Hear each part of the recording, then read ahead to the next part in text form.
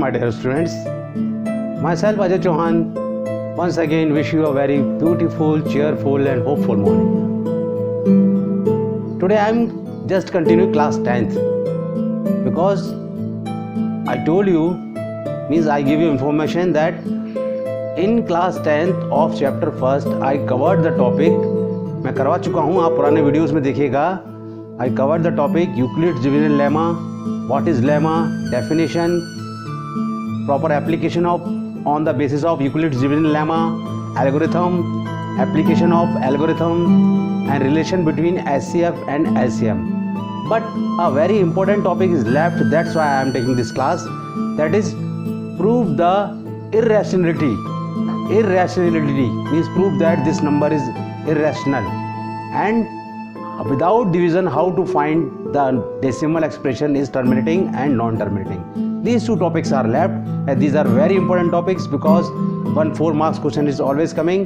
Prove that root 5 is irrational, root 3 is irrational. Okay, so now let's start.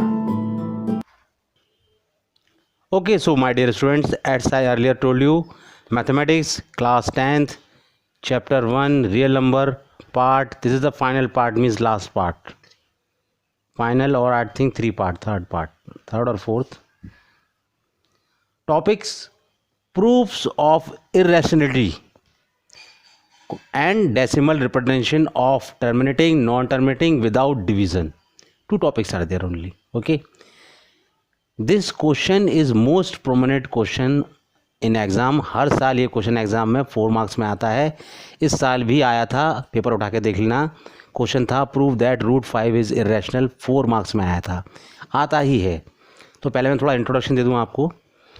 If m is a positive non perfect integer है, then root m is irrational. Root m is irrational. यहाँ 4 नहीं होना चाहिए, 4 हो गया तो 2 irrational हो जाएगा, 9 नहीं होना चाहिए, इसलिए मैंने लिखा है non perfect integer. Then m is irrational, दस root 3, root 2, root 3, root 5, root 6, root 7, root 11, root 10, root 11 are all are irrational. अब इनमें से किसी को भी प्रूव करना हो, उसके लिए सबके लिए एक ही बिल्कुल एक एल्गोरिथम है, एक फिक्स एल्गोरिथम है, उसे ही आपको फॉलो करना है. और थोड़ा सा डिटेल में मैं आपको बताऊंगा जिससे कि आपकी समझ में अच्छी तरह आए, जिससे आपको फुल 4 में से 4 मार्क्स मिले. कई बार 4 में 3 मिलते हैं, 4 में 2.5 मिलते हैं और आंसर सही होता है, लेकिन कुछ स्टेप्स मिस हो जाती हैं. अब इसे कैसे करते हैं? जैसे क्वेश्चन मान दिया है आपका prove that root 3 is irrational. तो एक बात मैं पहले बता दूँ आपको, कभी कभी मैथमेटिक्स में कुछ चीज़ों के लिए हम ऐसा यूज़ करते हैं, हम इसे इरेशनल प्रूव नहीं कर सकते, ये हमारे बस की बात नहीं है. तो हम क्या करेंगे, हम ये प्रूव कर देंगे कि ये रूट 3 जो है ये रैशनल नहीं है.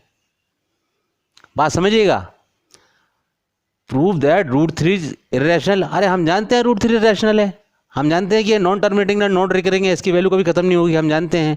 अब हमें प्रूव करना है, तो हम क्या करेंगे, हम ये प्रूव कर देंगे कि ये रैशनल नहीं है.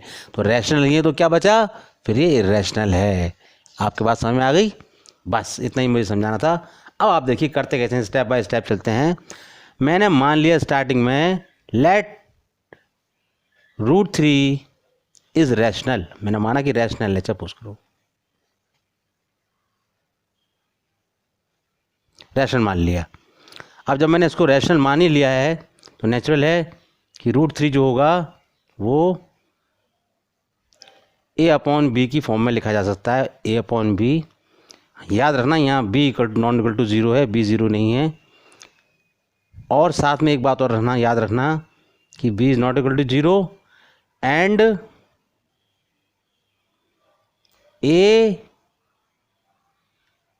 And b are coprime. Coprime जानते हैं आप, जिनका कि 1 के अलावा कोई और फैक्टर नहीं होता. Those number which are not having common factor other than 1.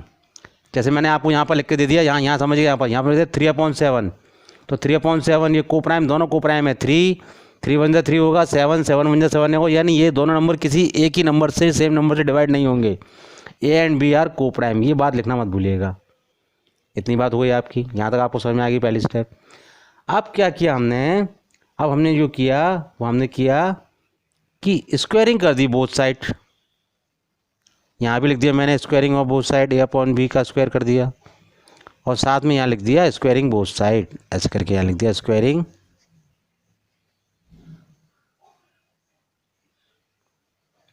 Both side, both side. अब जब स्क्वायरिंग बोथ साइड की तो यहाँ हो गया 3, ये हो गया आपका ए स्क्वायर अपॉन बी स्क्वायर, और बी स्क्वायर को वहाँ ले जाऊँ तो ये हो गया आपका क्या, B square equal to A square, और 3 अपॉन में आ गया 3। इस लाइन से क्या क्या क्या फील हो रहा है, इस लाइन से ये फील हो रहा है कि a square is divisible bye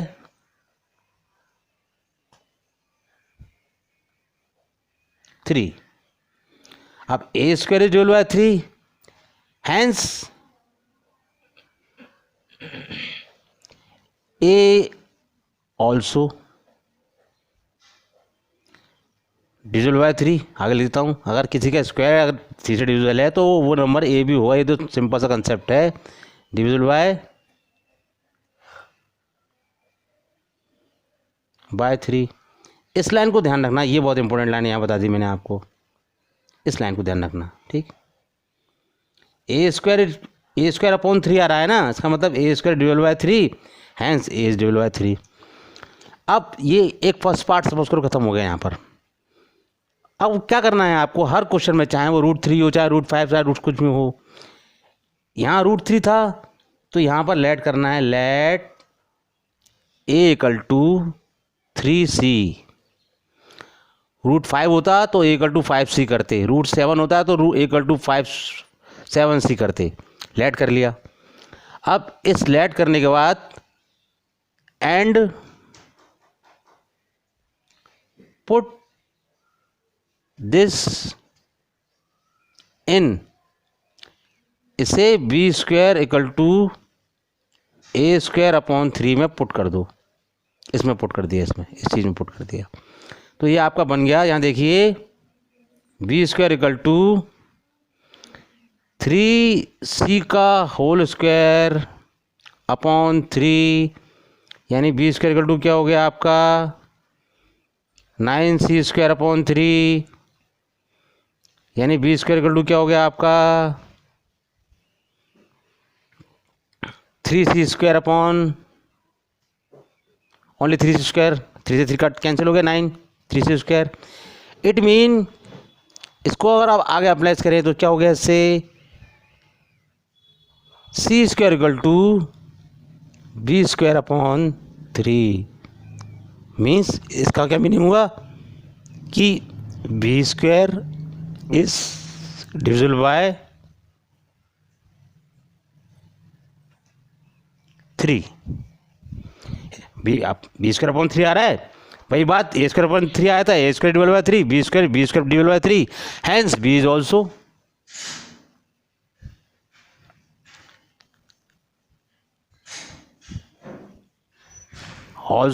मतलब ऑल्सो डिविजिबल बाय 3।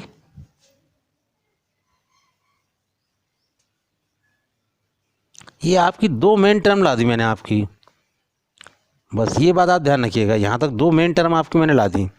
अब थोड़ा सा ध्यान यहाँ दीजिएगा, यहाँ इस जगह पर, इस जगह पर, इस जगह पर। माना कि इक्वेशन माना आपने 1 मान ली, सपोज करो मैं देखती 2 मान ली।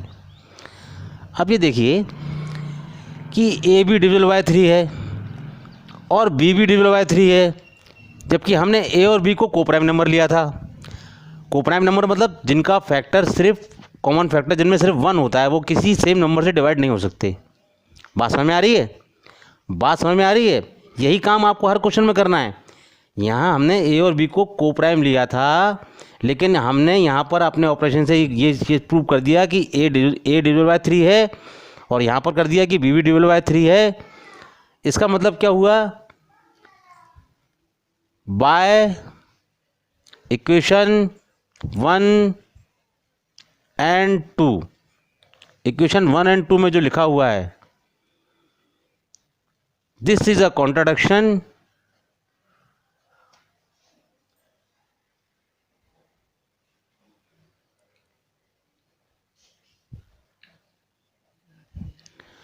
कॉन्ट्राडिक्शन मतलब होता है विरोधाभास। ये एक कॉन्ट्राडिक्शन है, ये विरोधाभास है। क्या क्या विरोधाभास है? This is a contradiction that A upon B, जिसको कि हमने √3 माना था, इज रैशनल। ये लाइन आपको लिखना पड़ेगी। ये लाइन मैंने आपको बुक की नहीं लिखी, अपनी खुद की लिखी है। इज रैशनल, ये कॉन्ट्राडिक्ट कर रहा है इस चीज़ को, हमारे सपोजिशन को जो हमने सपोज किया था उसको कॉन्ट्राडिक्ट कर रहा है, उसका विरोधाभास कर रहा है। Hence √3 is irrational.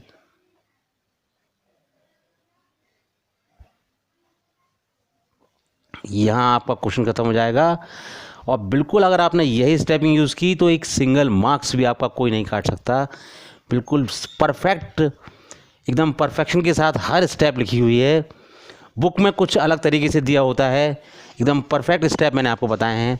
आप ध्यान रखना, √3 है तो भी यही काम करना है, √5 है तो भी यही वर्क करना है, A = 5C हो जाएगा वहाँ पर। √7 है तो भी यही काम करना है, √10 है तो भी यही वर्क करना है, √11 है तो भी यही वर्क करना है। तो ये बात आपकी अच्छी तरह समझ में आ गई होगी। ठीक, अब इस टाइप, एक तो ये टाइप है इसमें, और इसका एक और टाइप है जिसमें कि ये वर्क नहीं करना पड़ता, वो मैं आपको समझाता हूँ। चलिए, आप सपोज क्वेश्चन इस तरह से है, prove that 2 - 3 √3 is irrational. 2 - √3 irrational. अब इसके लिए, इस तरह के क्वेश्चन के लिए जो इस टाइप के होते हैं, उनके लिए हम एक अलग मेथड यूज़ करते हैं। हमने किया लेट, वही वाली बात, हमने लेट किया, let 2 - 3 √3 is rational. Is rational लिया हमने इसको। जब हमने रैशनल लिया तो हमने लिया 2 - 3 √3 = A/B हो गया यहाँ पर, एंड B ≠ = 0 वाली बात है। यहाँ पर कोप्राइम की कोई बात नहीं करेंगे हम, 0। अब हमें ऐसा करना है कि एक साइड में रैशनल बचे और एक साइड में रैशनल बचे। तो मैं क्या कर रहा हूँ, देखिए A/B को अंदर ला रहा हूँ, 2 - A/B इसको अंदर ले आया और इसको मैंने बाहर भेज दिया, = 3 √3। इसका जब मैं एलसीएम लूँगा तो हो जाएगा 2B - A/B = 3 √3। ये क्या हो गया, यहाँ रैशनल है, ये इर्रेशनल है। मीन्स LHS जो है इज रैशनल एंड RHS जो है is irrational.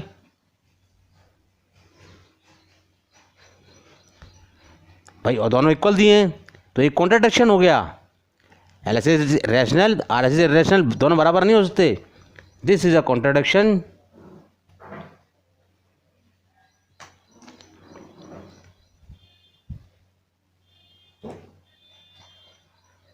Hence 2 - 3 √3 is irrational। इस तरह के सारे क्वेश्चंस को आप इसी से करेंगे कि एक साइड में रैशनल कर लेंगे, एक साइड में रैशनल कर लेंगे और लिख देंगे LHS रैशनल है, RHS रैशनल है, दोनों इक्वल नहीं हो सकते, ये कॉन्ट्राडिक्शन है, इसलिए ये इर्रेशनल है। बात समझ में आ गई आपकी? एक और क्वेश्चन मैं करके बता रहा हूँ, हर टाइप का क्वेश्चन करके बता रहा हूँ जिससे आपको समझ में आ जाए। Proof 3/√2 is irrational. अब 3/√2 लिखा हुआ है तो आप पहले आप एक काम कर लीजिए कि 3/√2 का एक काम, वैसे तो कोई ज़रूरत नहीं थी लेकिन आप रैशनलाइज कर लीजिए इसको, आपके लिए आसान हो जाएगा। रैशनलाइज कर दिया मैंने इसको, तो ये हो गया 3√2/2। ठीक, अब मैंने लेट कर लिया, लेट 3√2/2 इज रैशनल। वही काम किया मैंने, इज रैशनल, वही वाली बात की मैंने। 3√2/2 = A/B लिया मैंने, = में A/B रैशनल माना है तो A/B लेना पड़ेगा, ये लिखना पड़ेगा यहाँ B ≠ = 0, क्योंकि ये बात ज़रूरी है, हमेशा लिखना पड़ेगा। वही वर्क मैंने यहाँ किया, थोड़ा आगे बढ़ाया इस वर्क को। तो मैंने क्या किया, यहाँ से 2 को वहाँ भेज दिया, तो ये बचा 3√2 = 2A/B। देखिए यहाँ पर क्या हो गया, LHS इर्रेशनल है, RHS रैशनल है, वही बात, LHS is rational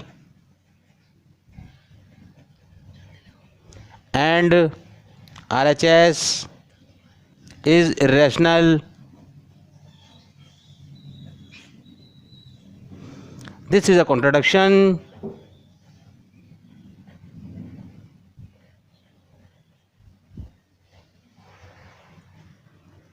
this is a contradiction, ये एक विरोधाभास है. That 3/√2 is rational, hence 3/√2 is irrational. Sorry.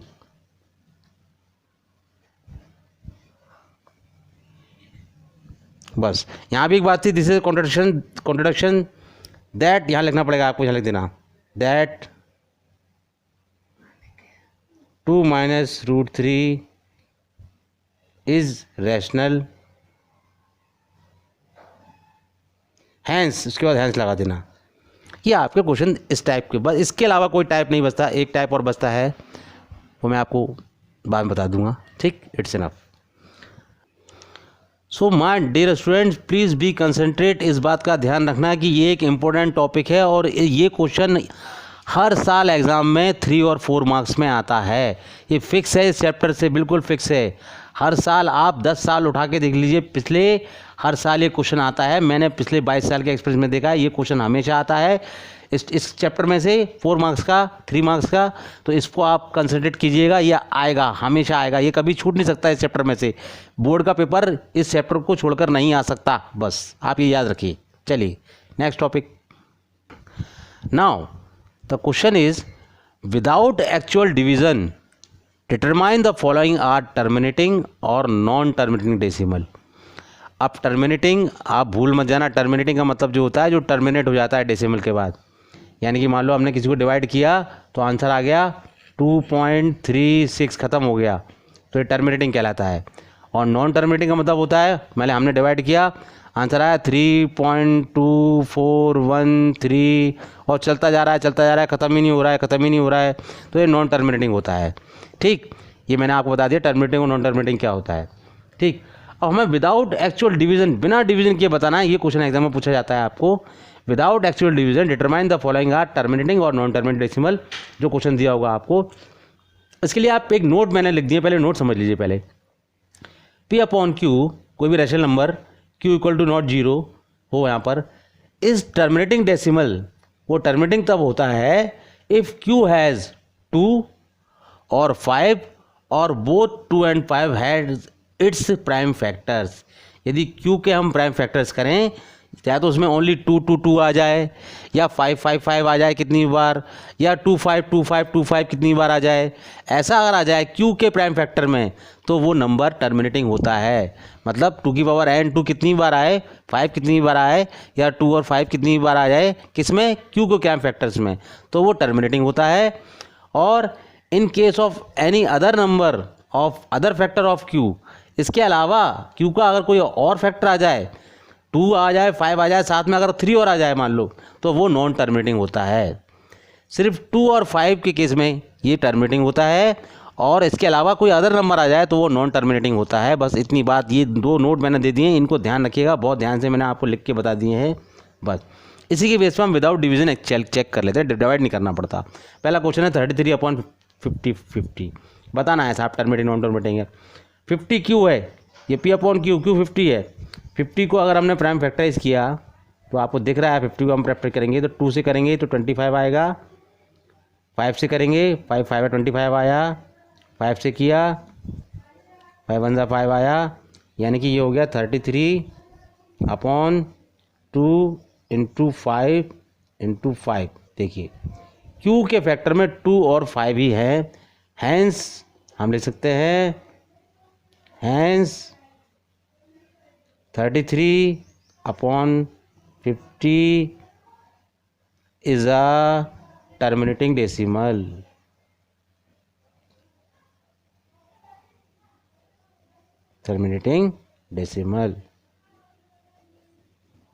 अब मैं आपको आप कहोगे अरे सर आपने कर दिया, अब क्या हो ये ऐसे कैसे हमें पता पड़ेगा। एक छोटे से मैं आपको यहाँ वेरीफाई कर देता हूँ, ज़रूरत नहीं समझता, वेरीफाई करता हूँ मैं लूँगा आपको। ये लीजिए 33 को मैंने 50 से डिवाइड कर दिया, ये लीजिए, ये देखिए डिवाइड कर दिया, पॉइंट लगाया 0, 5 6 जा 300 आया, 0 लिया 3 आया, 0 आया, डेसिमल लगा, एक और 0 उतारा, 56 जा फिर से 300 आया, रिमाइंडर 0 हो गया, बिल्कुल 0 हो गया, यानी कि आंसर आ गया 0.66। आगे कुछ नहीं आया, टर्मिनेटिंग है। ये वेरीफाई कर दिया मैंने आपको, वेरीफाई। ठीक, आपके पास समझ में आ गई। ठीक है, यानी Q के फैक्टर में यदि 2 या 5 हो तो वो टर्मिनेटिंग होता है, और अगर 2 5 के अलावा कोई अदर नंबर हो तो वो नॉन टर्मिनेटिंग होता है। ये विदाउट डिवीजन चेक करने का तरीका है। एक क्वेश्चन और है 64/455, यहाँ Q है 455, 455 को हमने फैक्टराइज किया, 455 को लिया यहाँ पे फैक्टराइज किया हमने, किससे हो रहा है ये, 2 से नहीं हो रहा, 3 से, 5 5 10 14 5 से हो रहा है, सीधा 5 से किया, 5 9 जा 45, 5 1 जा 5, 5 के बाद यहाँ पर हम प्राइम, ये एलसीएम लेना नहीं होता है, मैंने बताया था इसको एलसीएम लेना नहीं कहते, इसे कहते हैं प्राइम फैक्टराइजेशन।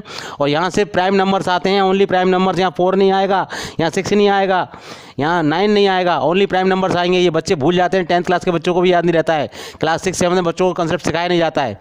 ये किससे डिवाइड हो रहा है, इसके बाद प्राइम कौन सा आ रहा है, 7 से शायद हो रहा है, 7 से किया, 7 1 जा 7, 7 3 21, 13, 13 भी प्राइम है, 13 1 जा 13, तो इसका प्राइम फैक्टराइजेशन आ गया 64/5 × 7 × 13।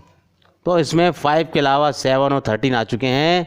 हाँ, ओनली हमने बताया था टर्मिनेटिंग के केस में 2 या 5 होना चाहिए, हैंस हम लिख सकते हैं 64/455 इज़ नॉन टर्मिनेटिंग। लेकिन एक बात ध्यान रखिएगा, यहाँ पर मैं बताना भूल रहा हूँ, बता रहा हूँ आपको, नॉन टर्मिनेटिंग। एक बात ध्यान रखिएगा, आपको बताना भूल रहा हूँ आपको, कि जब आप ये क्वेश्चन सॉल्व करें, जब ये लाइन आ जाए तो आपको ये लाइन, ये केस लिखना पड़ेगा वहाँ पर, it is terminating because it has, ये क्यू वाला, ये वाला केस लिखना पड़ेगा आपको, ये हल्की से अपनी लैंग्वेज में ध्यान डालना पड़ेगा आपको यहाँ पर, ये लाइन को अपनी लैंग्वेज में यहाँ डालना पड़ेगा आपको। क्योंकि मैंने ऊपर लाइन लिख दी है, इसलिए मैंने यहाँ पर ये लाइन लिखी नहीं है, क्योंकि चेक करने वाले को नहीं पता कि आपने कैसे कह दिया कि टर्मिनेटिंग है, चेक करने वाला नहीं जानता। मैंने आपको ऊपर बता दिया कि 2 × 2 5, लेकिन आपको ये चीज़ यहाँ शो करना पड़ेगी, तो ब्रैकेट में आप शो कर दीजिएगा, because Q has only factor 2 and 5 and hair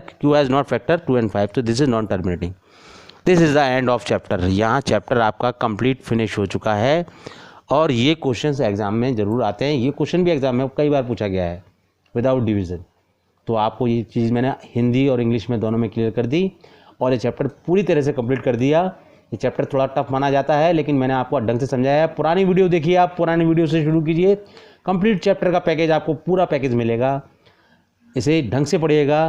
best of luck, and once again daily I am saying to you, please share करना, लाइक करना, सब्सक्राइब करना और कमेंट करना ना भूलें।